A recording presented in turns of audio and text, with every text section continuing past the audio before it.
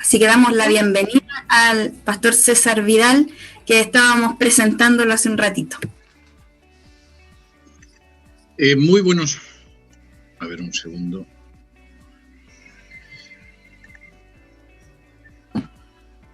Gracias por esta invitación. Es para mí un honor y un irme a ustedes, y voy a intentar arrojar algo de luz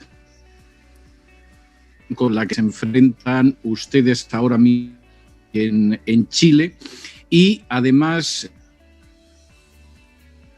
esa situación que abordan en Chile no es algo excepcional, no es porque sean especialmente desgraciados o desdichados en Chile, sino que forma parte de un plan que abarca todo el subcontinente. Se podría decir que abarca todo lo que es el planeta, pero que desde luego tiene ahora algunos de sus frentes de batalla más encarnizados en Hispanoamérica.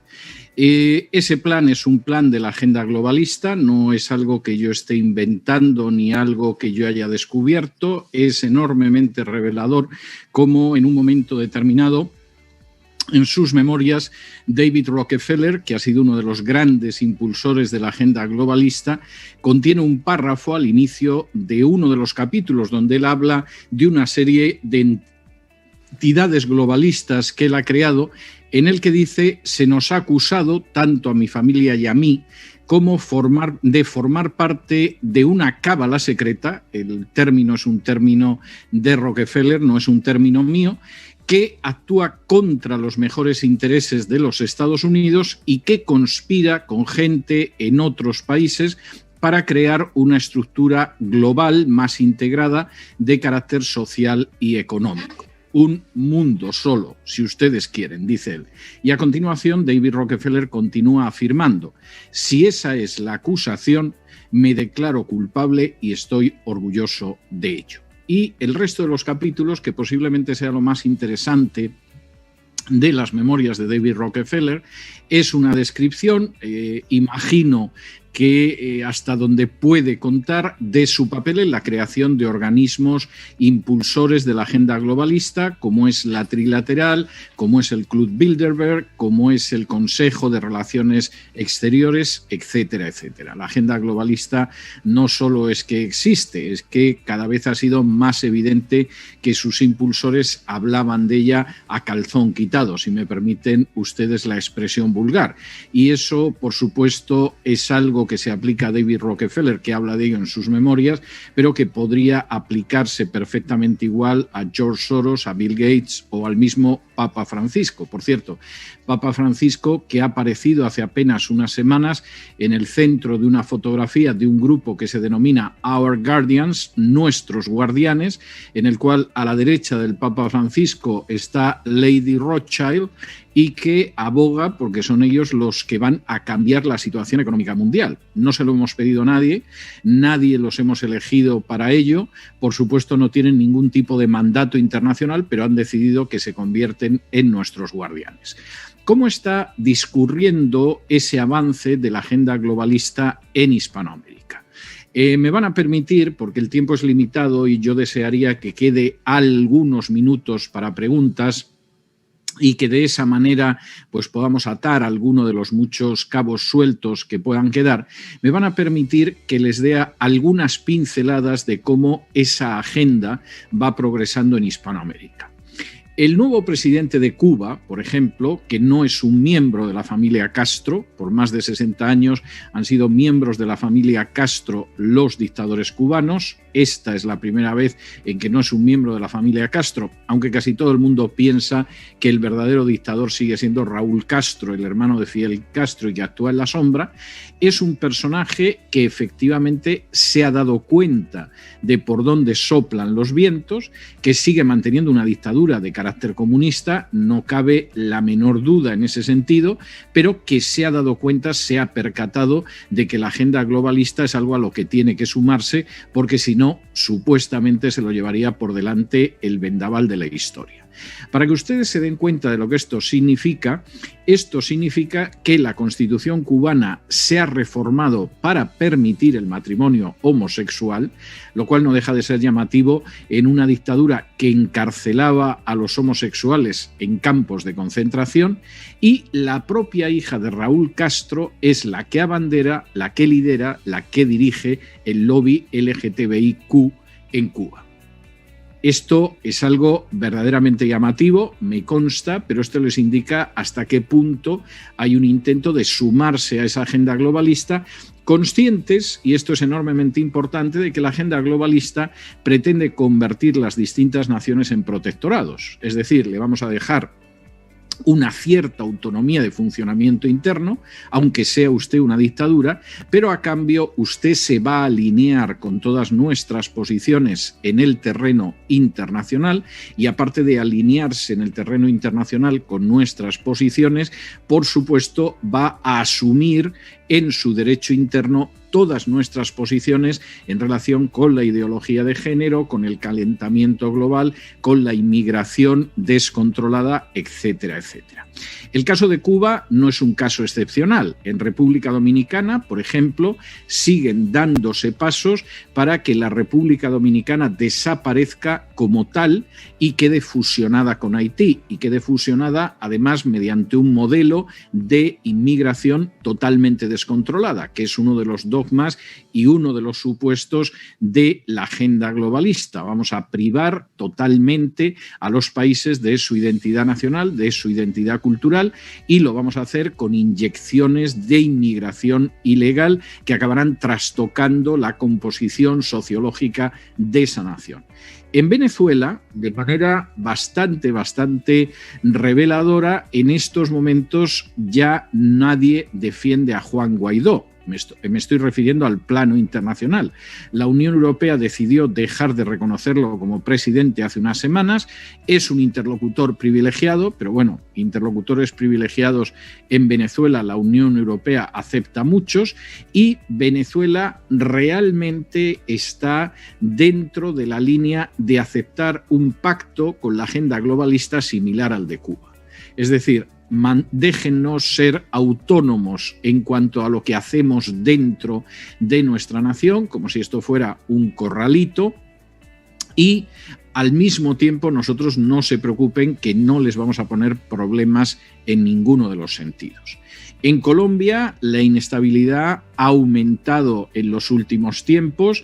De hecho, parece bastante claro que la ideología de género y otros aspectos de la agenda globalista no es discutida prácticamente con nadie. En los acuerdos con las FARC, yo llegué a enterarme por gente que estuvo en la discusión con las FARC que la imposición de la ideología de género en los denominados acuerdos de paz no fue una idea del narcoterrorismo, no fue una idea de la izquierda, de la extrema izquierda colombiana, sino que vino de un presidente colombiano en el poder que era de centro derecha y que por supuesto está dispuesto a sostener esa agenda globalista. En estos momentos la izquierda en Colombia es globalista y se jacta de tener, por ejemplo, una alcaldesa de Bogotá que es lesbiana, pero el presidente es de hecho tan globalista que se reúne periódicamente, eso sí, en el extranjero, con uno de los grandes iconos de la agenda globalista, que es George Soros. En Perú la situación no solamente no es mejor, sino que casi podría decirse que es peor. A finales del 2019 se produjo un golpe de Estado impulsado por el propio presidente para impedir que el poder legislativo, que entonces tenía mayoría conservadora, pudiera nombrar a los miembros del Tribunal Constitucional y de esa manera pudiera frenar el avance de la agenda globalista.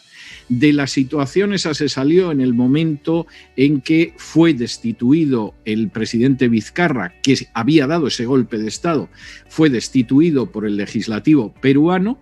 A continuación, 4 días exactos, camino de 5 días, estuvo en el poder un presidente católico, supuestamente defensor de la familia, de la vida, etcétera, pero que aguantó entre 4 y 5 días en el poder. Cuando vio que había manifestaciones en la calle, decidió huir de una manera bastante bochornosa y llegó el nuevo presidente al poder, que es un presidente que es un auténtico impulsor de la agenda globalista. Va a haber elecciones a la vuelta de unos meses, es una de tantas convocatorias a las urnas que se van a producir en Hispanoamérica, pero desde luego ya se está diciendo, y además se está diciendo de una manera cada vez más abierta, que aparte de que haya elecciones y aparte del resultado de las elecciones, hay que ir a una reforma de la Constitución o a una nueva Constitución después de un proceso constituyente, y esa Constitución tiene que absorber totalmente los dogmas de la agenda globalista. En Ecuador, los intentos del presidente de Ecuador por ajustar la economía bastante maltrecha inmediatamente provocaron una reacción de los indígenas. Esto es cierto, pero la gente suele olvidar que esa reacción se produjo en el 19 porque el presidente, a pesar de estar ubicado en la izquierda, paralizó un proceso de legalización del aborto. E inmediatamente se pudo utilizar a los indígenas como carne de cañón, como punta de lanza para desestabilizar el país. Mis conversaciones con gente que hablaban en Ecuador con los indígenas resultaban muy reveladoras por un lado y al mismo tiempo muy desalentadoras. Mucha de esta gente te decía que lamentablemente los indígenas ni siquiera sabían por qué se habían dirigido hacia la capital, no precisamente en entornos pacíficos. Y de hecho, lo que era bastante claro es que alguien estaba instrumentalizando esa situación. Cuando digo en tonos nada pacíficos es porque el primer día de manifestaciones impulsadas por los indígenas hubo 35 heridos, de los cuales 21 fueron policías. Es decir, la situación en ese sentido es una situación verdaderamente dramática que desde luego no ha mejorado ni mucho menos, ni por aproximación, porque haya habido unas recientes elecciones que todavía están en el aire y donde los indígenas de nuevo vuelven a aparecer como uno de los tontos útiles, si se me permite la expresión, no quiero ser ofensivo, solo descriptivo, de una agenda globalista. Y en este sentido, el papel de las etnias indígenas en países donde tienen un demográfico importante, Ecuador, Bolivia, etcétera, va a ser creciente. Incluso en países donde hay ahora mismo una creciente agitación de los indígenas en la convicción de que pueden causar bastante daño a lo que puede ser la estabilidad del país. En ese sentido, la cuestión... Tengo que decir que además este en contra de lo que puedan pensar algunos, no es un primeros pasos. En algunos casos, el avance de la agenda globalista está muy consagrado. Es el caso de Argentina. Argentina ya hace tiempo incluyó en su derecho interno el matrimonio homosexual y la adopción de niños por parejas homosexuales.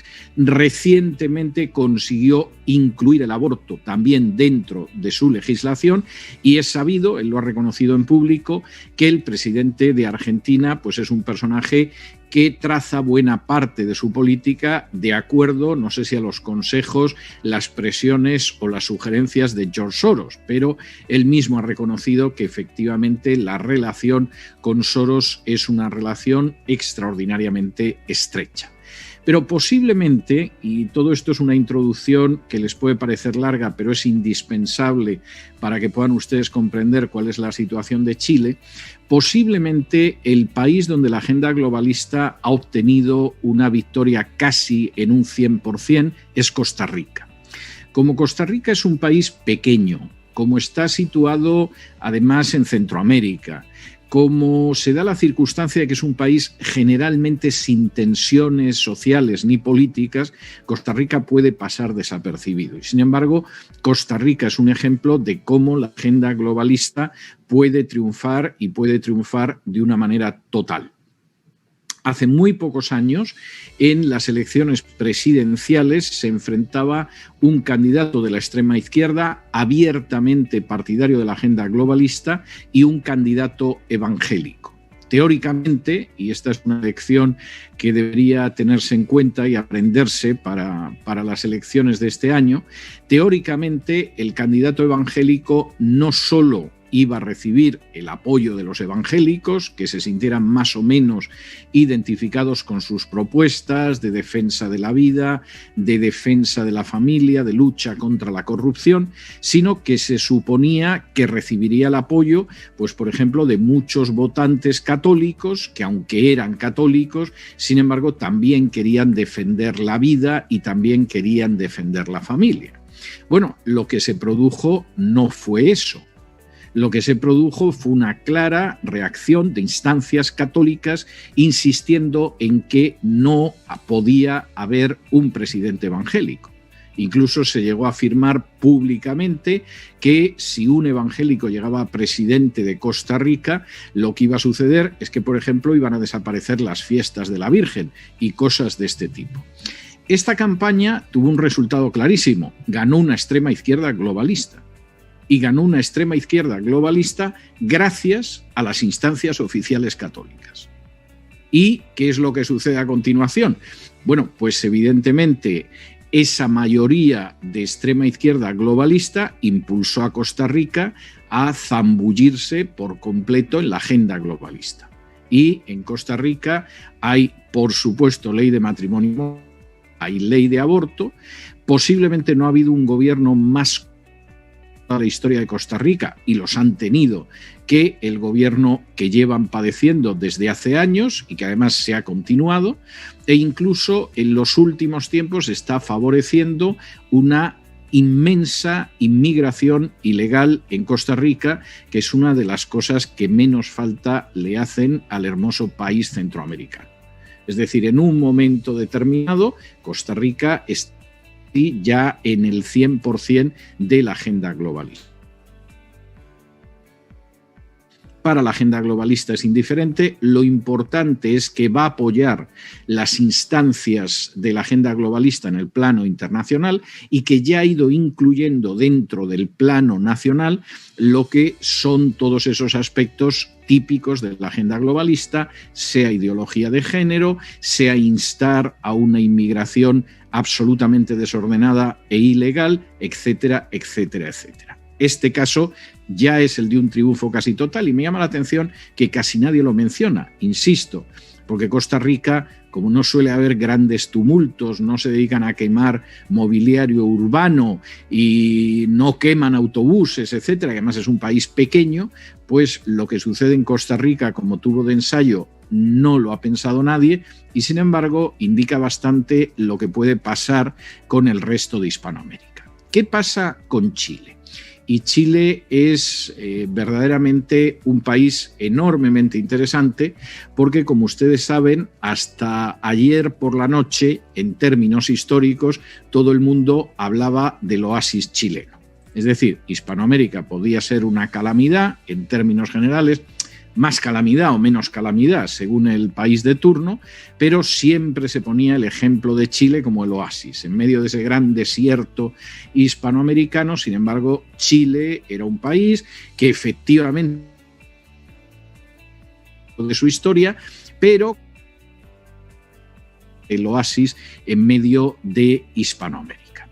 Ese juicio sobre Chile es un juicio que a mí siempre me pareció muy optimista.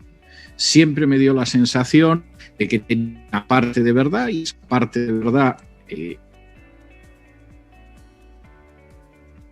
pero otros elementos amenazantes que posiblemente no nadie, me estoy refiriendo a los propios chilenos. Por ejemplo, en el año 2015 el ministro de Energía, el socialista Máximo Pacheco, se reunía en Nueva York con George Soros. Estamos hablando de hace un lustro, no estamos hablando de hace décadas.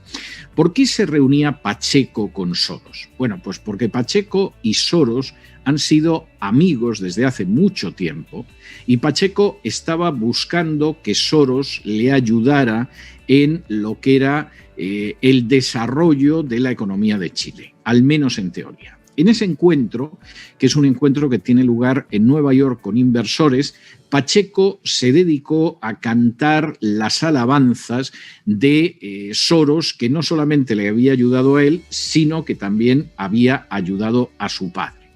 Y de manera bien reveladora señala que Soros, al que se dirigía llamándole mi querido George, había tenido un papel fundamental en el plebiscito chileno de 5 de octubre del 88. En otras palabras, Soros estaba muy interesado por Chile desde hacía décadas. Venía interviniendo en la política chilena desde hacía décadas. Iba en una dirección concreta de la política chilena desde hacía décadas. Aquello no era el acabose, como decía Mafalda, lo que era el continuose del empezose. Y por lo menos desde los años 80, Soros, por supuesto, tenía puestos los ojos en Chile. Esta era una situación bastante clara. En el año 2017, las DC Leaks nos pusieron de manifiesto que Soros además había intervenido dando dinero a sectores muy concretos de la política chilena. En el año 2000, por ejemplo, había ayudado a Ricardo Lago generosamente, pero nos enteramos de que, por ejemplo, Giorgio Jackson, que es uno de los dirigentes del Frente Amplio, había recibido dinero de Soros cuando dirigía Revolución Democrática. Por cierto, un partido en buena medida cocido a partir de las movilizaciones estudiantiles en Chile y que pasaría a formar parte del Frente Amplio. Giorgio Jackson ha llegado a reconocer que él recibió 12 millones de pesos de George Soros. Ese es el reconocimiento de Jackson. La realidad que nosotros conocemos es que seguramente la cantidad estuvo más cerca de 50 millones de pesos que de esos 11 millones de pesos. Y ustedes podrán comprender que si al final, entre 2012 y 2015, hubo una cantidad muy importante de dinero que fue a organizaciones estudiantiles, luego nos sorprende que en un momento determinado se pudiera poner con mucha facilidad a los estudiantes de esas organizaciones o bajo el influjo de esas organizaciones en la calle. Algunos son ingenuos y piensan que los estudiantes, las amas de casa, los párrocos, etcétera, se suelen manifestar de manera espontánea. Bueno, yo les adelanto a ustedes que la espontaneidad en las grandes acciones políticas no existe jamás. Siempre está cuidadosamente planeada y muy bien engrasada por dinero. A lo mejor si ustedes se enfadan en el condominio en el que viven porque no les trata bien el propietario y protestan en el patio media docena de familias, eso es espontáneo. Pero cuando están hablando de protestas coordinadas en el país donde se reúnen miles de personas, quítense de la idea que eso es algo espontáneo, porque eso no es espontáneo jamás. Y esas organizaciones estudiantiles llevaban buena parte del presente siglo recibiendo dinero de Soros. Esto es algo bastante claro. No era solo Soros el único icono de la agenda globalista que había manifestado su visión de hacia dónde tenía que ir Chile. El Papa Francisco, por ejemplo, en enero del 18 visitó Chile. La visita fue un fracaso, algo que parece ser que no le gustó nada, pero en ese momento estaba saltando uno de tantísimos escándalos de abusos sexuales del clero católico. Hubo quien llegó a calificar este viaje del Papa Francisco como la peor visita del Papa, y no les sorprenda a ustedes que cuando en un momento determinado el presidente Piñera se reúne en una visita con el Papa Francisco, pues efectivamente el Papa Francisco no le recibiera precisamente de una manera agradable y por el contrario mostrara ese mismo desagrado que en un momento concreto mostró hacia el argentino Macri. Es decir, usted no es el tipo de dirigente que a mí me gusta. Y usted no es la persona que me agrada, o por lo menos no está haciendo lo que yo querría. En mi opinión, el chispazo para dar inicio no a toda esta preparación de años a favor de volcar a Chile hacia la agenda globalista, sino hacia empujar directamente a Chile en el sentido llevamos preparándolo décadas y ahora empieza. El chispazo se produce de manera clara en octubre del 2019.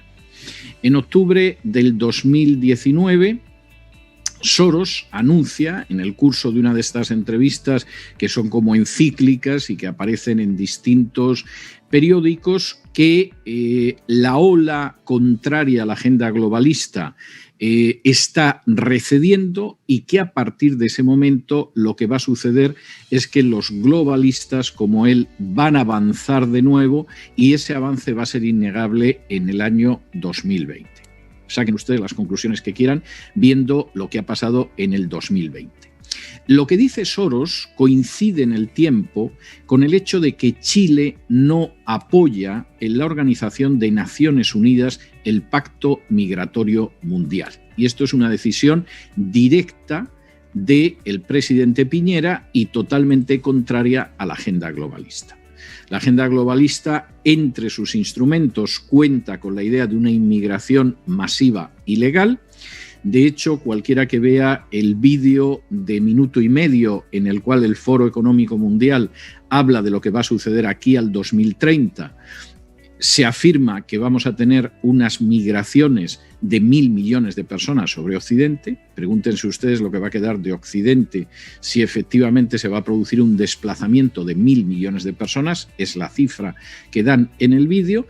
Y en ese momento Piñera, que se da cuenta de lo que es el pacto de migraciones de la ONU, que es acabar con las fronteras, acabar con la soberanía de los estados para proteger las fronteras y verse anegado por unas inmigraciones exteriores, decide que ese acuerdo no lo va a ratificar.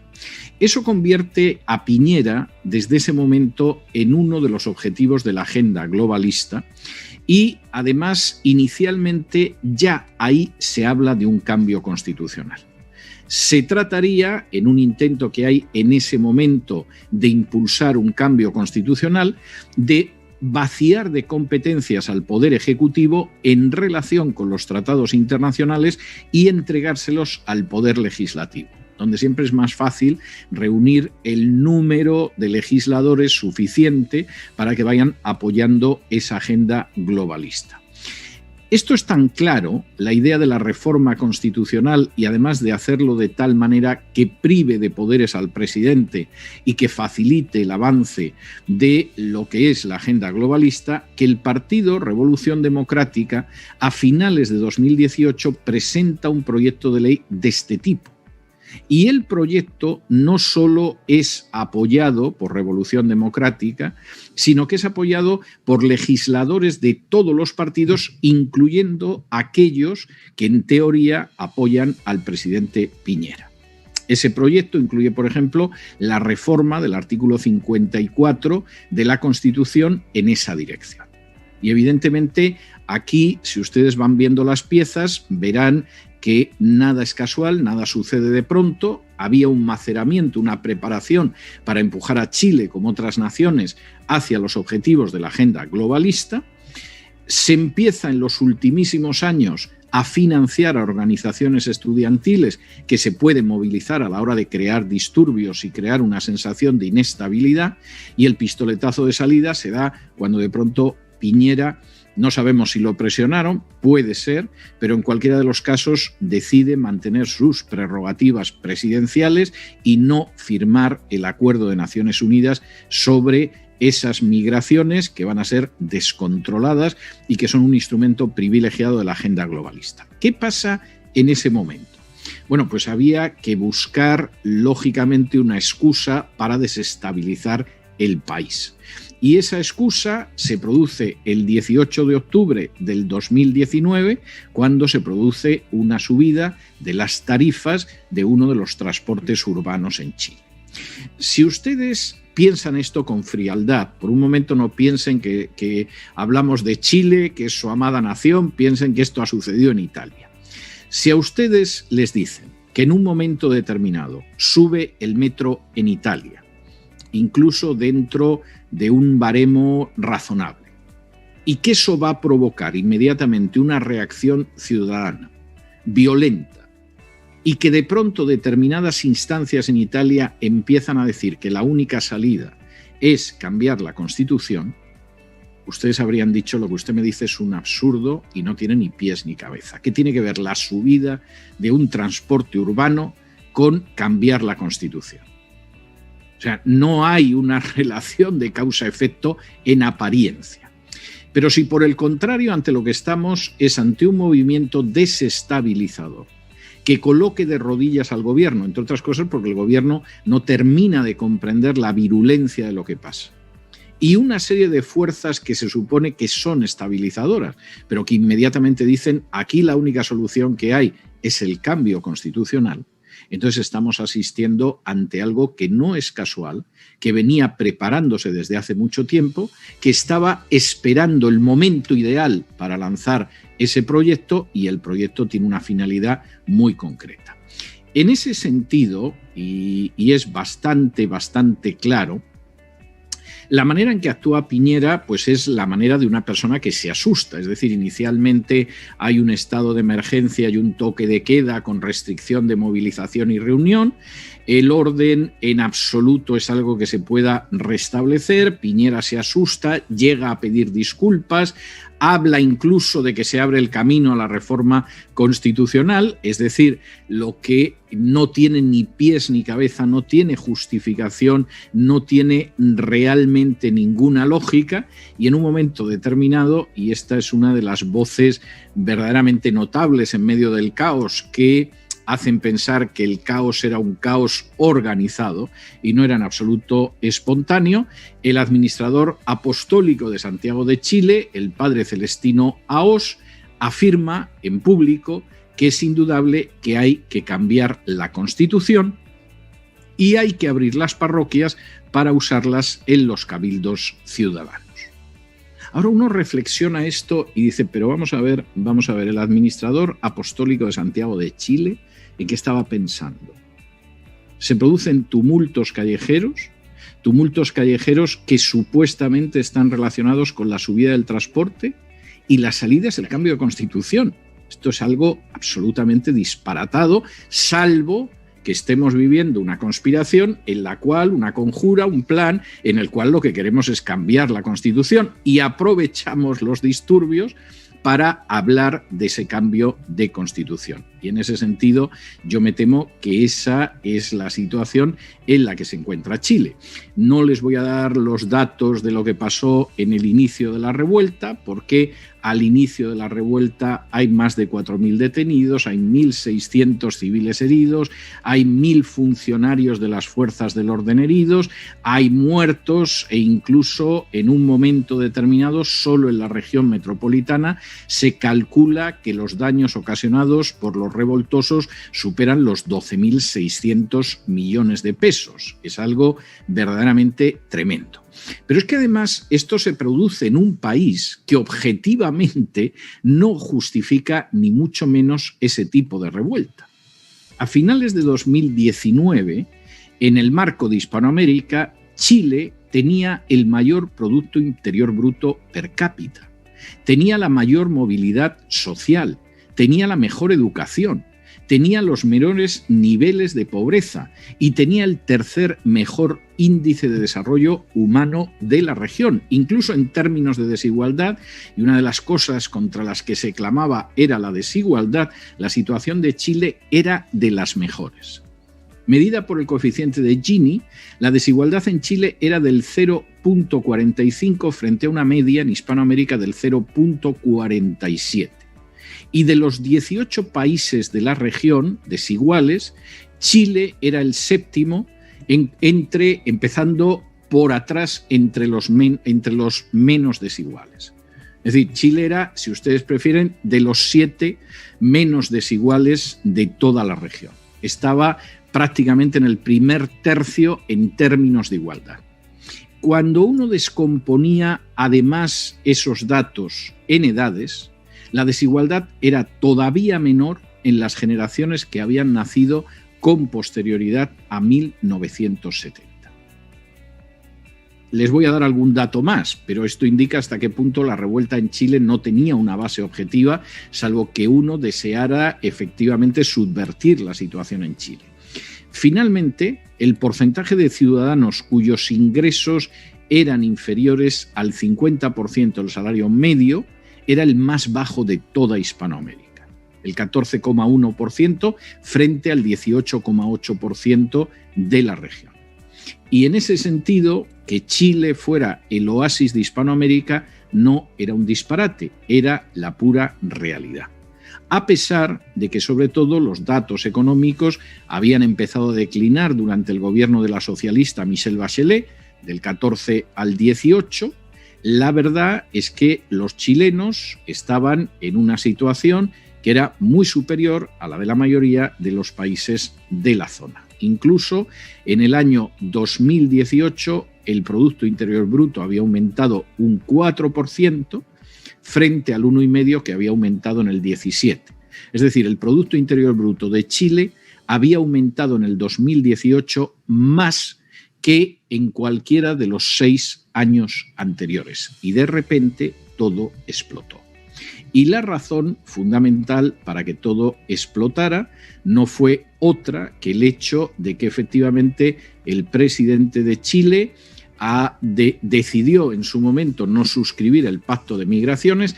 Era evidentemente un personaje que al menos de entrada parecía que se iba a oponer a la agenda globalista y por lo tanto un personaje al que había que quebrantar, y a mí no se me ocurriría decir que no lo fueran a quebrantar. Para darles una idea de hasta qué punto el cambio de constitución era algo que deseaban en esos momentos los chilenos, en una encuesta realizada a finales del 19, entre las preocupaciones de los chilenos, el cambio de constitución ocupaba el número 99. Es decir, a la mayoría de los chilenos la reforma de la Constitución o la redacción de una nueva Constitución les importaba verdaderamente un pimiento. Pero hay que recordar, y esto es bastante importante, que la idea de cambiar la Constitución chilena no había surgido tampoco en ese momento, como no surgió tampoco en ese momento la financiación de grupos estudiantiles, ni surgió en ese momento la idea de poner al gobierno de rodillas. La idea de una nueva Constitución chilena que absorbiera totalmente los dogmas de la agenda globalista venía ya de la época de Michelle Bachelet. Y de hecho, había una encargada de supervisar el cambio de la Constitución chilena en esa dirección, designada por la ONU y que se llama Sylvia Rhodes. Y Sylvia Rhodes desde hace mucho tiempo ha ido precisamente en esa dirección. Es más, el Programa de Naciones Unidas para el Desarrollo Sostenible, el PNUD, entregó las claves de por dónde tenía que cambiar la Constitución chilena, precisamente en las líneas de la agenda globalista. Esta es la situación en la que estamos hoy. Es decir, primero los chilenos se vieron con la idea lanzada de que hay que cambiar la Constitución. Aquí la gente se ha lanzado a la calle teóricamente por la subida del transporte público, pero esto se soluciona con un cambio de Constitución. Es algo totalmente absurdo. Es como si de pronto yo no puedo pagar una comida y me dicen que si me opero de apendicitis se va a solucionar el problema de no poder pagar la comida.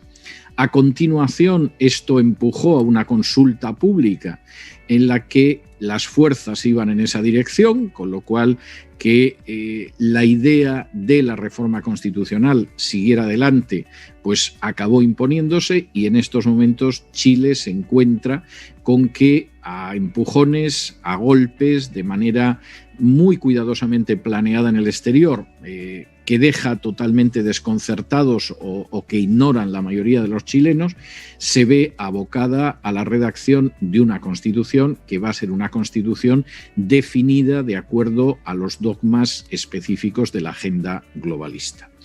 Y este es el desafío con el que ustedes se encuentran ahora. Es decir, si este proceso que está llegando al final, porque si esta Constitución finalmente incorpora los principios de la agenda globalista, Chile dejará de ser una nación soberana, independiente y libre y se convertirá en un protectorado de poderes supranacionales, el desafío que tienen es si efectivamente aquí la Constitución consagrará la conversión de Chile en un protectorado, que en su día pudo ser una nación, pero que ahora no va a pasar de ser un protectorado, o si por el contrario la Constitución va a ser una Constitución que de alguna manera sirva de valladar para que Chile deje de ser una nación libre, independiente y soberana y se convierta meramente en un protectorado, como ya ha sucedido con algún país del hemisferio y como es el objetivo de la agenda globalista, que suceda con todos los países del hemisferio. Voy a concluir aquí mi exposición y, Antaris, si quieres, podemos abrir un tiempo para preguntas hasta el final de la hora. Por supuesto. Vamos a partir, agradeciendo su tiempo. Sabemos que tiene mucho que hacer y agradecemos y valoramos mucho su participación, que nos trae luces desde un punto de vista muy importante para poder tomar decisiones como país, que es la mirada internacional de lo que está pasando, en el contexto en el que estamos como país. Y desde su experiencia queremos aprovechar esta instancia y vamos a partir con Carolina Gárate y Héctor Muñoz, Antaris, que nos acompañan Antaris, aquí. si me permites, antes de dar la palabra a la gente que pueda formular preguntas, tengo que pedirles disculpas por el arca de Noé que tengo a la espalda, pero estoy dando estos días un curso sobre Génesis. Generalmente cuando doy un curso suele haber una fotografía detrás ilustrándolo y como soy muy torpe en cuestiones tecnológicas no sé cómo quitar el arca de Noé, ¿eh? Entonces no entiendan esto como un mensaje subliminal de que viene el diluvio sobre Chile y a ver qué va a suceder o algo por el estilo, o que soy un personaje de ideas extrañas. Es que de verdad no sé cómo quitarlo y es la ilustración que mi productor eligió para este curso de Génesis. Pero creo que es bastante asertivo a lo que estamos viviendo, porque la verdad es que estamos gritando que se vienen consecuencias de malas decisiones y como que algunos no hacen oído al llamado. Entonces, creo que como Partido Conservador Cristiano nos identifica un poco esa arca y estamos haciendo este llamado como Noé, advirtiendo que hay que tomar buenas decisiones y para eso estamos trabajando. Así que no se preocupe, consideramos que es muy adecuado a lo que estamos viviendo. Lo celebro. Sí. Y bueno, contarle que somos el partido que se logró constituir en pandemia. Acá hay todo un procedimiento para poder constituirse que se vio muy limitado y afectado por el tema de la pandemia, y de más de 30 que empezaron el proceso para ser parte de este proceso constituyente y llevar sus candidatos, porque en nuestro país el sistema es muy partidista, es decir, un candidato no puede salir electo si es independiente, tiene que ir con un vehículo partido. Entonces, más de 30, muchos que son políticos, muchos que tienen muchos recursos y muchos trataron de lograrlo, y solo el Partido Conservador Cristiano fue el único que se constituyó, el único que logró completar todos los requisitos. Dentro de eso, lo que se vio más limitado fue la afiliación de la cantidad suficiente de ciudadanos como para representar, decir, tenemos suficiente representación como para merecernos el partido. Y en eso se cayeron el resto de los partidos, que tienen visiones muy extremas, que quieren imponer ideas muy extremas y que por eso también les faltó representación o aceptación en la ciudadanía. Y en ese contexto es que estamos levantando candidatos que llevan un sello, que han trabajado mucho tiempo con respecto al trabajo social, conocen la realidad de lo social, y también luchando contra estas imposiciones liberales, por decirlo de alguna manera, que vienen a contradecir nuestros fundamentos cristianos y la lógica humana prácticamente. Así que en esas dos líneas es que nos movemos con el lema Siendo Sal y Luz, y aquí hay dos de los candidatos que van en diferentes distritos. y vamos a dar la oportunidad de que ellos partan haciendo sus consultas y luego vamos a leer algunas intervenciones en las redes en las que estamos y en el número de WhatsApp que dimos en las radios por las que estamos saliendo y por las que también nos van a llegar a través de los canales de televisión. Así que partimos, no sé si Pastor Héctor o Carolina quiere preguntar primero. Las damas primero. Ok. ¿Cómo estás, César? Segunda vez que tengo la oportunidad de poder compartir contigo en un programa. Agradecida al Señor por eso, porque creo que tú vienes a mostrarnos una visión totalmente distinta, ¿cierto?, de la que el ciudadano común y corriente tiene, porque nosotros que llevamos años en defensa de los principios cristianos, nos hemos metido a estudiar y sabemos todo esto que tú acabas de contar, pero es bueno que lo digan desde afuera, porque aquí en Chile a veces nos tratan de que somos exagerados, que somos fanáticos religiosos, que todo esto no es cierto. Entonces es un apoyo increíble el que tú nos proporcionas hoy día para poder hablar de esto a los ciudadanos y para poner en contexto en el momento en que estamos, que es un momento realmente peligroso, porque así como avanzó este tema del cambio constitucional sin ninguna base real, como tú bien explicabas, te cuento que hace muchos años estuvo Michelle Bachelet en su primer mandato, hizo una campaña que se llamó la campaña AC, en donde ella pedía a la ciudadanía que en el ladito del voto marcaran AC, Asamblea Constituyente, para hacer una contabilización de votos y poder cambiar la Constitución. Eso no dio ningún resultado, fue algo que no tuvo ningún levantamiento de voz, nadie hizo, no le sirvió de nada, no pudo contabilizar ni siquiera, porque como tú bien decías, no había gente con la necesidad de cambiar la Constitución, porque todo el país de nosotros se ha venido, gracias a Dios, desenvolviendo bastante bien, con ciertos problemas y dificultades que se podían seguir arreglando. Pero hoy nos enfrentamos al momento gravísimo en el que se nos quiere cambiar la Constitución completa. El proceso ya comenzó, hoy día estamos presentándonos como candidatos a constituyentes porque sabemos que si no hay una voz fuerte dentro de esta Constitución o de esta Convención Constitucional que va a redactar la nueva Constitución, van a haber arreglines, van a haber acuerdos entre ellos y la cosa se nos va a pasar de las manos. Y eso es lo que nosotros queremos evitar. Por eso todos estos cristianos que hoy día en distintos distritos se están poniendo a disposición de la ciudadanía para poder ser parte de esta redacción, queremos hacer dos trabajos. Una, la necesidad de defender nuestros principios, otra de ser un aporte social y otra de ser fiscalizadores para poder llevar afuera todo lo que está sucediendo. Por lo tanto, hoy día creo que te quiero hacer una pregunta en el sentido de que si sabemos de que esto estaba todo planeado, como tú nos explicaste, como lo sabemos, hoy día estamos recibiendo lamentablemente los latigazos, ¿cierto?, de estas acciones externas a nuestro país. ¿Es necesario que existan cristianos dentro de esta convención constitucional que estén ahí en resguardo de las libertades que hoy día tenemos como país? Porque a veces no las valoramos. Nosotros somos un país libre hasta ahora. ¿Es necesario, según tu visión, que hayan cristianos redactando esta nueva constitución? Que, ojo, solamente tienen 9 meses de tiempo y 3 meses de prórroga. Por lo tanto, en 12 meses se debería redactar la nueva constitución. Y eso a mí me parece que es poco tiempo y vamos a tener un plebiscito de salida, el cual va a permitir que la gente en democracia y en libertad pueda votar el plebiscito si se recibe la nueva constitución, la acepta o la rechaza, pudiendo compararla con la nueva, o sea, con la actual, con la que tenemos hoy, y nosotros también podemos ser un ente de mostrarle a la gente y decir, esto es lo que se redactó de verdad y esto es lo que hoy tenemos. Bueno, hay dos cuestiones importantes. Primero, lo que salga de este legislativo constituyente es lo que va a votar la gente. Es decir, salga lo que salga, yo no creo que al final la mayoría de los chilenos vaya a votar en contra. Salga lo que salga, con lo cual es muy importante lo que salga. Y lamentablemente la Constitución ya está redactada. Es decir, la Constitución ya va a venir redactada. Con lo cual es enormemente importante que pueda haber voces que se enfrenten con ello, porque esta Constitución ya está escrita. Es decir, la Constitución que quieren imponer, que es una Constitución globalista, es una Constitución nacida de un proyecto que en su día la señora Bachelet apadrinaba o amadrinaba con absoluta convicción.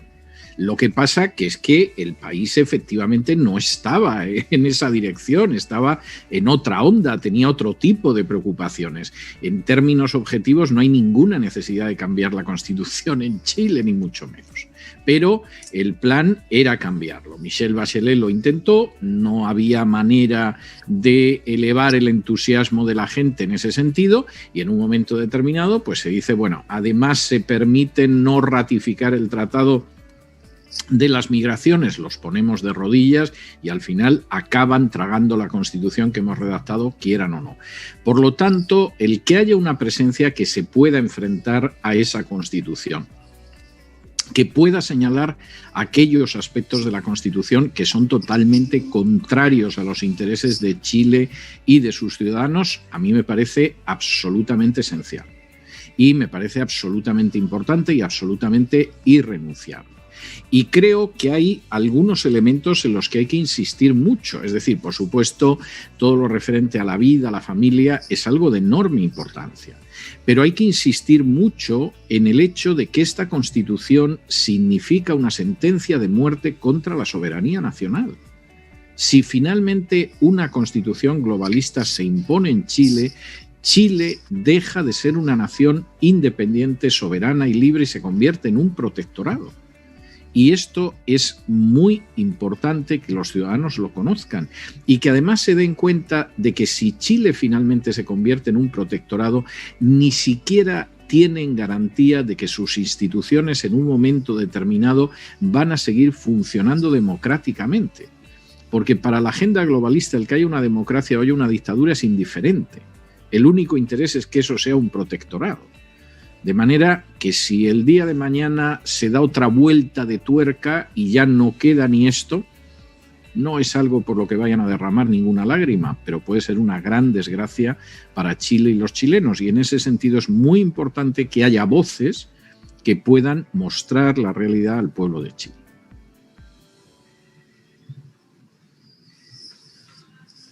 Muchas gracias.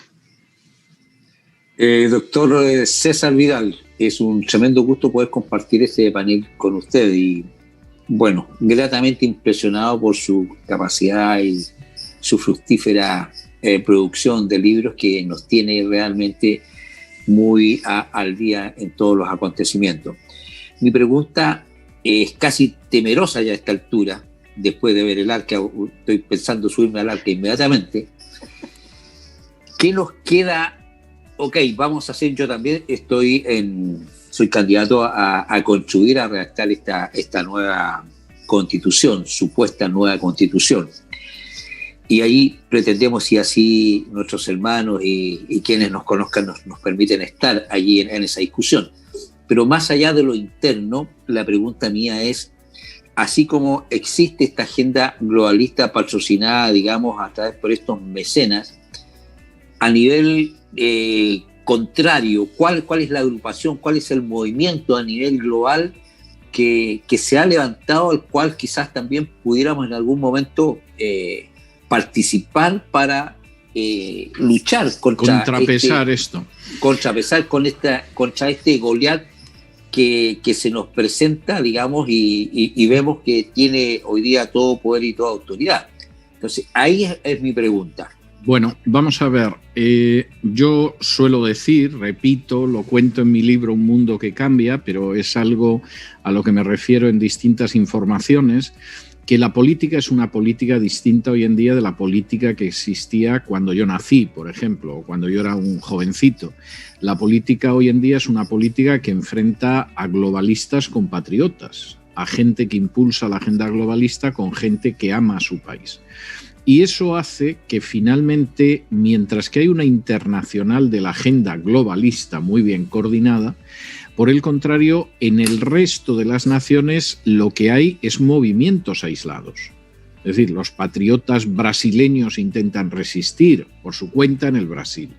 Los patriotas que pueda haber en Estados Unidos intentan resistir por su cuenta en los Estados Unidos, pero no existe una coordinación a día de hoy. Ahora bien, yo creo que el hecho de que eso no exista todavía o esté en un estado muy embrionario no quita que en algún momento se pueda producir una coordinación. porque sí que hay muy claramente una sensación del peligro, un amor hacia el país, un amor hacia la libertad, Correcto. que es lo que mueve a esas personas. Y en ese sentido, para mí es muy importante que se produzca una coordinación, siquiera en el sentido de saber lo que ya ha pasado en Costa Rica, lo que ha sucedido en la Argentina, lo que puede suceder en Chile, lo que podemos advertir a Perú o a México. Eso para mí es enormemente importante y eso está en el proceso de creación. Y creo que en ese proceso hay que ser muy prudentes a la hora de las alianzas, porque hay instituciones que están en la agenda globalista, aunque sus componentes no estén. Y déjenme de nuevo dar una pincelada que muestra lo que les voy a decir y que me parece muy importante. A inicios del año 19 tiene lugar en Bogotá, en Colombia, un gran sínodo de las organizaciones gays de toda Hispanoamérica. Ahí se reúne todo el mundo para analizar la situación y llegan a 3 conclusiones, por unanimidad, y me parece que las 3 conclusiones son muy importantes. La primera conclusión es que a principios del año 19 la agenda globalista, y en concreto la ideología de género, que era lo que más se combatía, estaba paralizada en Hispanoamérica. Supuestamente tenían que haber alcanzado sus últimos objetivos tiempo atrás, supuestamente tenían que haber triunfado y la agenda estaba paralizada. Segunda conclusión, la culpa la tenían los evangélicos. Y el razonamiento que hacían era un razonamiento muy interesante. Ellos decían, siempre pensamos que la confesión religiosa más importante en Hispanoamérica era la Iglesia Católica. Y eso no nos preocupó porque éramos conscientes de que con la Iglesia Católica llegaríamos a un acuerdo.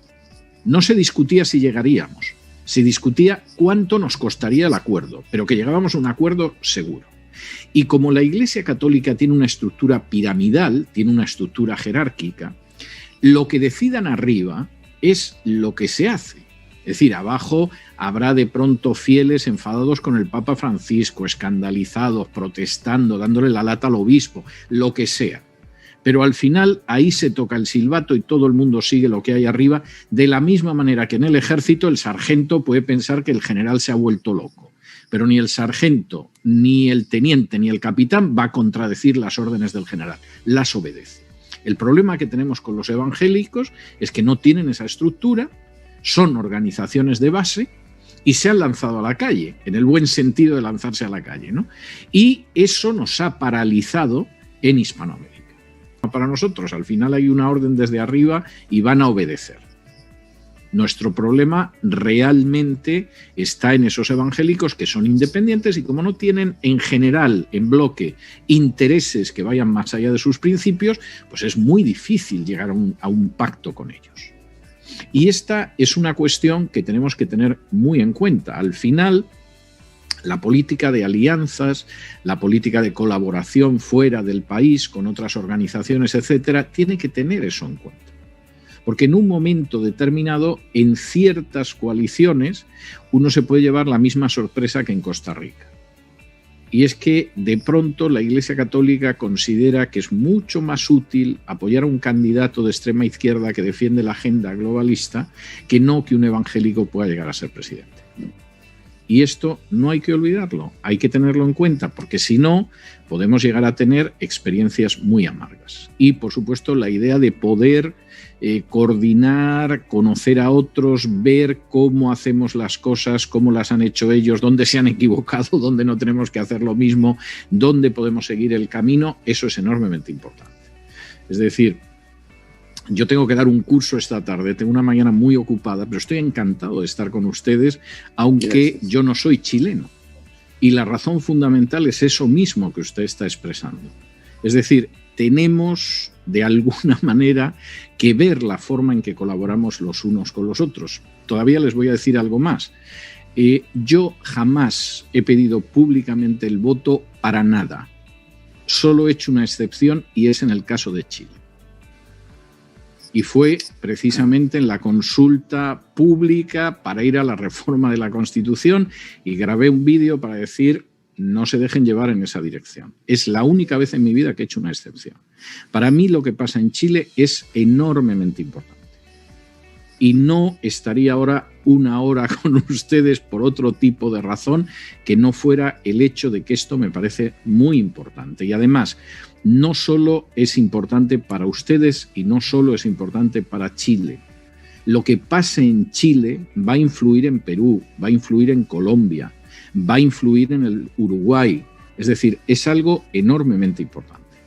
Esa batalla es una batalla de todos nosotros, no solo de los chilenos.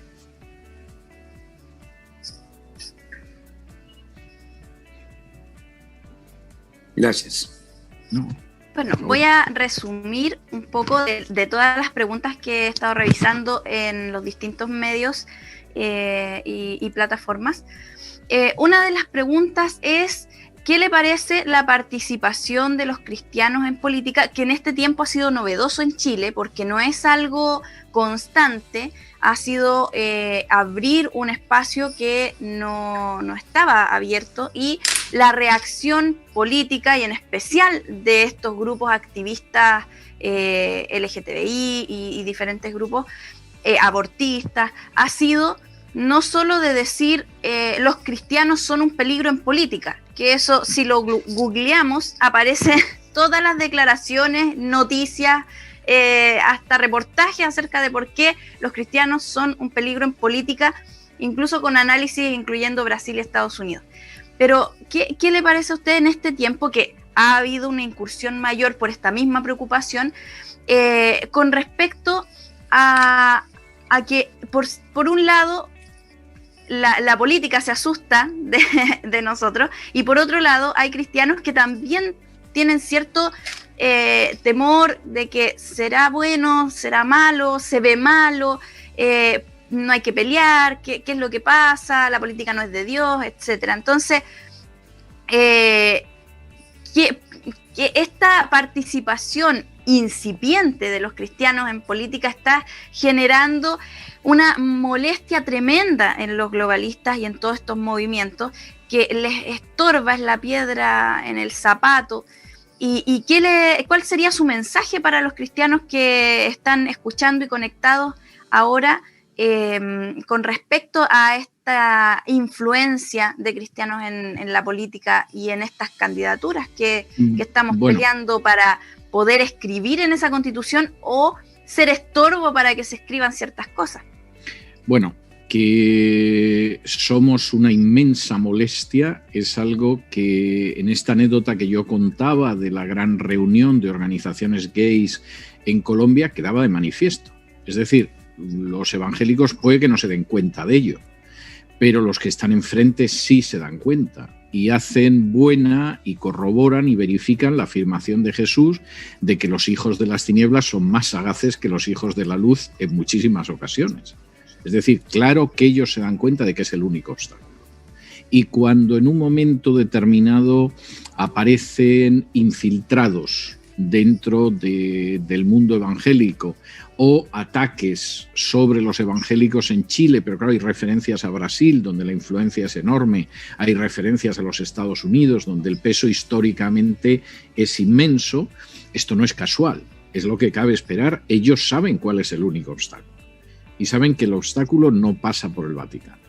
Y de hecho, no deja de ser muy interesante que hace apenas unas semanas un obispo argentino emitía un documento públicamente diciendo que lamentaba mucho que los otros obispos de la Argentina no hubieran defendido la vida como lo habían hecho los evangélicos. El obispo argentino se ve que estaba harto del silencio de sus hijos en el episcopado y acababa diciendo que realmente quien ha llevado esta batalla en la calle han sido los evangélicos.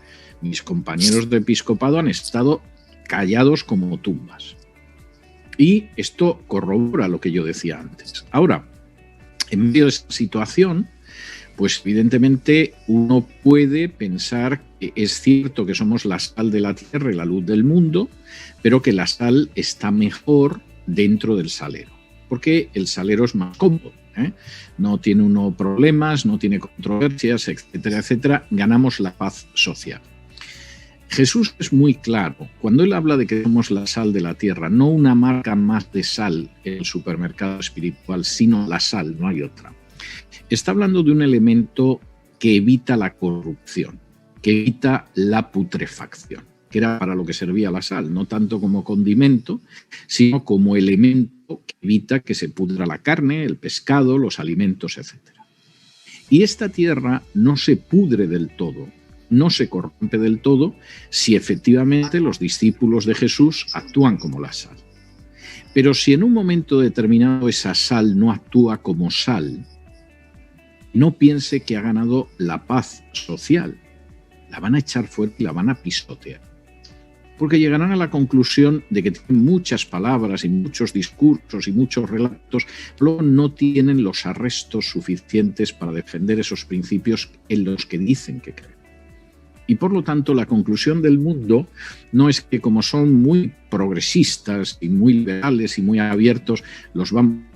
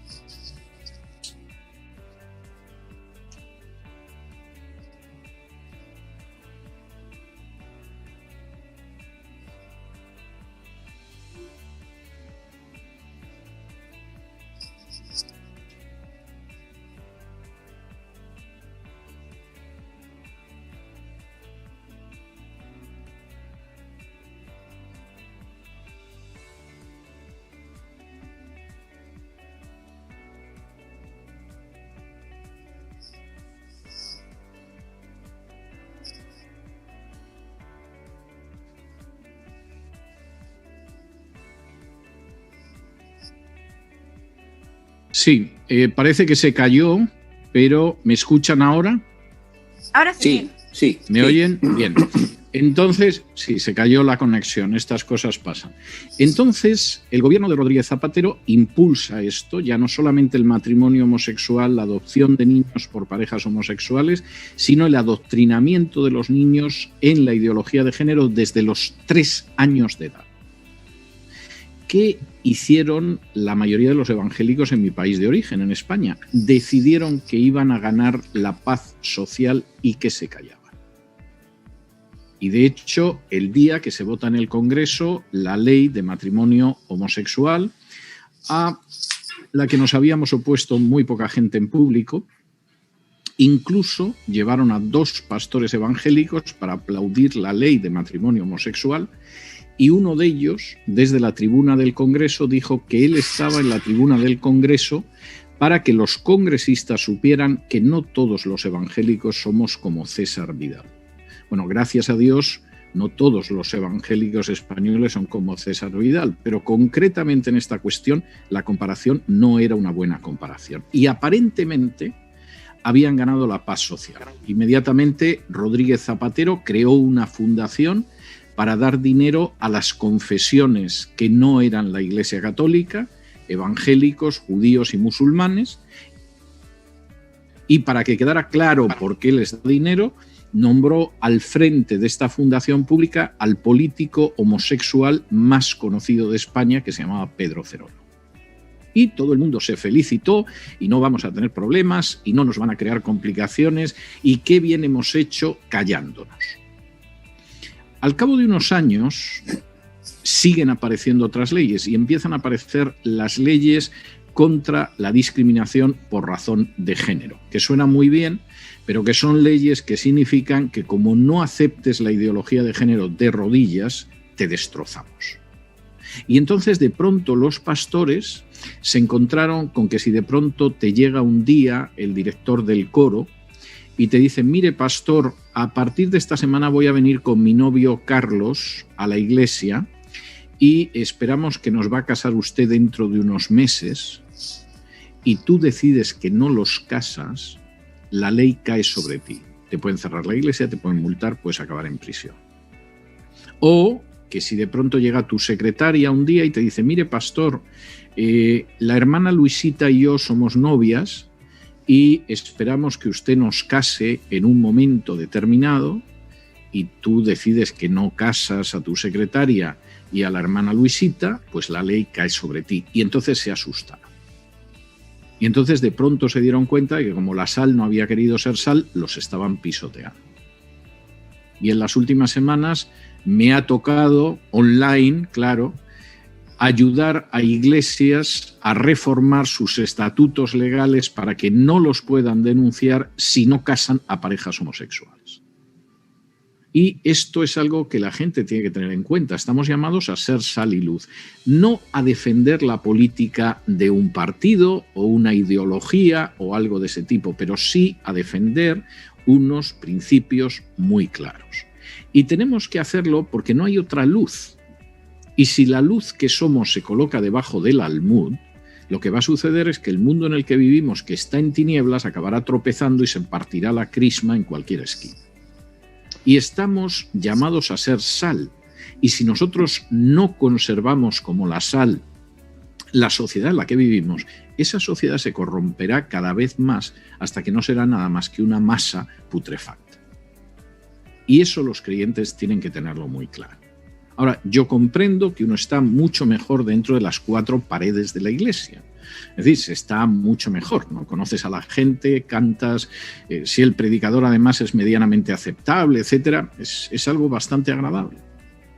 Pero la sal no puede actuar cuando está dentro del salero.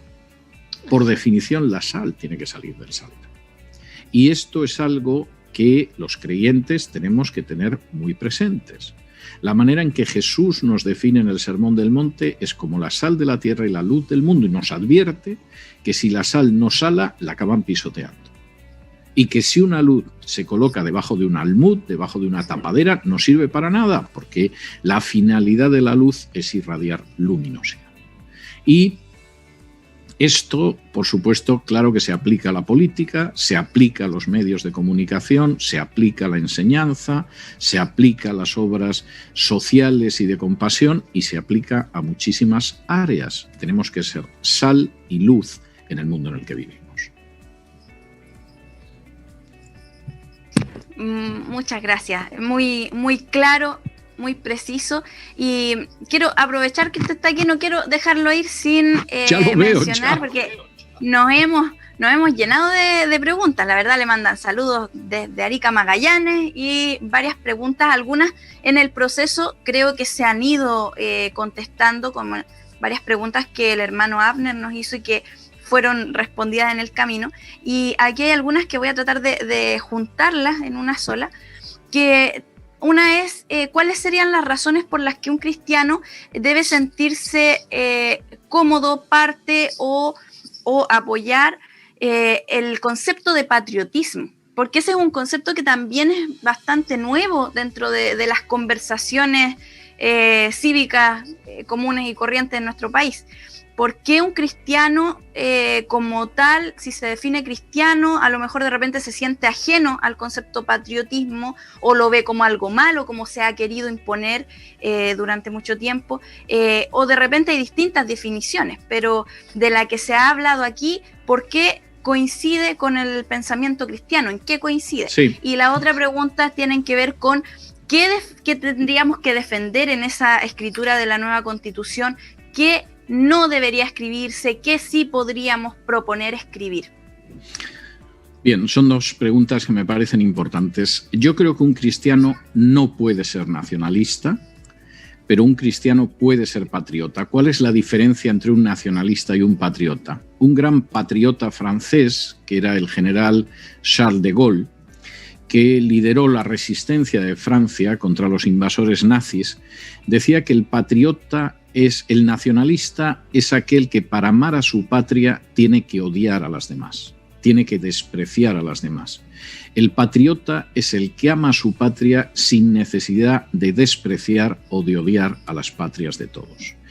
Yo creo que un cristiano jamás debería ser nacionalista. Eso puede ser un gravísimo pecado, puede ser hasta una forma de idolatría. Pero un cristiano puede ser patriota. ¿Y por qué digo esto? Pues porque Jesús llora cuando ve lo que va a suceder con su patria estando en Jerusalén y se da cuenta de que aunque Dios ha extendido sus manos a su patria, como la gallina quiere reunir a los polluelos, lo ha rechazado y eso va a ser el desastre de Jerusalén. Y Pablo podía decir orgullosamente que él era ciudadano romano. ¿Hubieran antepuesto Jesús o Pablo o cualquier cristiano su amor a la patria, a su obediencia a Dios? Jamás. Como dice Hechos 5, 28, 29, nosotros siempre vamos a obedecer a Dios antes que a los hombres. Pero somos gente que efectivamente ama a su patria, que queremos el bien de la patria en la que hemos nacido, de nuestra patria de adopción. Yo soy adoptivamente americano, no nací en Estados Unidos, pero soy ciudadano americano y quiero el bien de mi país, que son los Estados Unidos de América, y supongo que si fuera ciudadano argentino o chileno, querría el bien de mi país, sin despreciar a otros, sin odiar a otros, pero sí amando a mi país. Y yo creo que eso es algo muy importante. Cada nación necesita que haya ciudadanos cristianos que siguen unos principios de Dios por encima de cualquier otra consideración, pero que también aman de todo corazón y de manera entrañable a la patria en la que han nacido y que desean el bien de esa patria. Eso me parece absolutamente importante. Y Pablo, que dice que nuestra ciudadanía está en los cielos, podía decir al mismo tiempo con orgullo: yo soy ciudadano romano. Y creo que eso es algo que tenemos que tener en cuenta. Todos nosotros sabemos que la ciudadanía importante que tenemos está en los cielos, pero eso no excluye que uno pueda decir con orgullo y con satisfacción, sin soberbia, pero sí con orgullo: yo soy ciudadano chileno, o soy ciudadano americano, o soy ciudadano peruano. Eso me parece muy importante. ¿Cuál era la otra pregunta? Porque se me fue con esta historia del nacionalismo y el patriotismo. Perdón. Con respecto a la Constitución que se va a redactar, ¿qué cosas deberíamos evitar y qué cosas deberíamos incluir? Vamos a ver, yo creo que hay una serie de factores que habría que defender en la próxima Constitución y que hay que hacerlo de una manera positiva. Es decir, no tanto como parando el golpe y yo me opongo a lo que usted dice, sino que yo presento una alternativa. Yo defiendo la vida y no su cultura de la muerte que usted me quiere imponer. Yo defiendo a la familia y no una disfunción de carácter familiar que puede tener unas consecuencias terribles para la sociedad. Yo defiendo la libertad de culto, defiendo la libertad de enseñanza, defiendo la libertad de expresión y me voy a oponer a todas las formas de censura o de ataque o de recorte de libertades que usted pretende imponer. Y yo defiendo la soberanía de mi nación. Yo quiero que mi nación siga siendo una nación independiente, libre y soberana, cuyos ciudadanos decidan su destino. No quiero que mi nación acabe siendo un protectorado, acabe siendo una marioneta de poderes supranacionales. Y creo que esos son algunos de los aspectos que resultan absolutamente esenciales. Luego podríamos entrar en otras cuestiones más técnicas de tipo jurídico, etcétera, pero yo creo que estos aspectos son absolutamente esenciales a la hora de defenderlos. Yo no estoy persiguiéndolo a usted, yo estoy defendiendo el hecho de la libertad, la vida, la familia, estoy defendiendo a mi país. Y eso para mí no es negociable. Muchas gracias, doctor César. Yo sé que le robamos 20 minutos más de lo que habíamos conversado. Bueno, ¿qué le vamos a hacer? Esto es como el médico, uno sabe cuándo llega, pero nunca sabes a ciencia cierta cuándo sales, o sea que es algo que de alguna manera estaba calculado así, no hay ningún problema, y la persona con la que le diga por qué me voy a comunicar con ella a las 11:30 en vez de a las 11, o sea que en este sentido está bien. Ha sido no solo un placer, un verdadero privilegio el poder compartir este tiempo con ustedes, y creo que no necesito decirles que tienen que sentirse con absoluta libertad para ponerse en contacto conmigo si puedo servirles en cualquier cosa, porque de todo corazón les digo que la lucha que ustedes están llevando a cabo es también mi lucha y es la de toda la gente que ama la libertad y la que ama la verdad. De manera que un abrazo muy fuerte y que el Señor los bendiga. Hasta la próxima vez. Muchas gracias por su buena disposición, muchas bendiciones y estaremos en contacto porque esta lucha da para largo, así que vamos a tomarnos de ese ofrecimiento. Así que muchas gracias. Nos despedimos ya terminando esta jornada de escuela cívica y nos veremos pronto con más detalles, noticias, informaciones, y lo que nos interesa es poder desarrollar cada temática de la que se está hablando, de las que se están levantando propuestas y cuáles son sus consecuencias para que cada uno de los que a los que podemos llegar puedan decidir con libertad, puedan decidir con conocimiento, que no sea que erremos por falta de conocimiento. Así que dejo para que puedan despedirse, Carolina, Héctor, y pedirles todos los comentarios, difusión, a todos los que se conectaron el día de hoy, puedan difundir este video que queda grabado en YouTube y en Facebook, para que muchos más puedan tomar de todo lo que se ha hablado el día de hoy, que ha sido muy contundente y muy importante. Bueno, decir que qué importante todos los antecedentes que nos entregó el doctor César Vidal. Hoy día podemos un poquito dilucidar más en el proceso en que estamos viviendo, algo que ha sido preparado hace mucho tiempo, y si nosotros hoy día no estamos alerta, no despertamos, vamos a sucumbir. Eso es el camino que nos queda, pero cuando tenemos a Dios de nuestro lado, podemos hacer una batalla, podemos hablar de una guerra en contra de estas ideologías perversas, en contra de todo lo que es anticristiano, por supuesto que sí, y la Biblia está llena de episodios en donde con pocos hombres lograron ganar grandes guerras, porque si Dios está con nosotros, no hay nadie que pueda estar en contra de nosotros.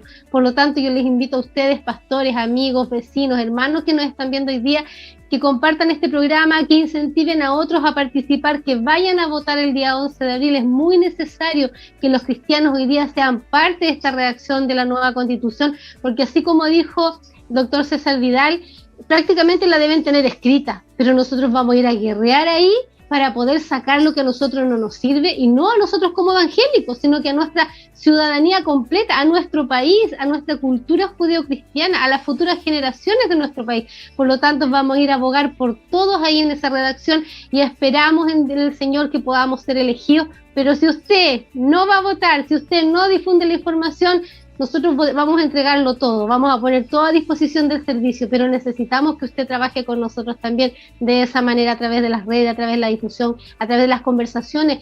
A veces es increíble, uno que anda, no tiene auto y que anda a pie siempre, en la micro, en el metro, en los colectivos, porque yo uso el auto de mi hijo para transportarme, pero normalmente ando a pie. Uno tiene la posibilidad de hablar con el taxista, con el colectivo, con la peluquera, con la persona del negocio. Hay mucha gente con la cual nosotros podemos conversar y solamente decirle, ¿sabe? Hay candidatos hoy día, gente que ha llevado una lucha incansable por la defensa de los principios. Difunda los nombres de acuerdo a los distritos. El mío, recuerde, Carolina Gárate, por este distrito 21. Yo feliz del día de hacer un trabajo totalmente gratuito. Ojo, nosotros no nos paga nadie. Hemos invertido incluso de nuestros propios recursos para poder llevar a la ciudadanía un bienestar.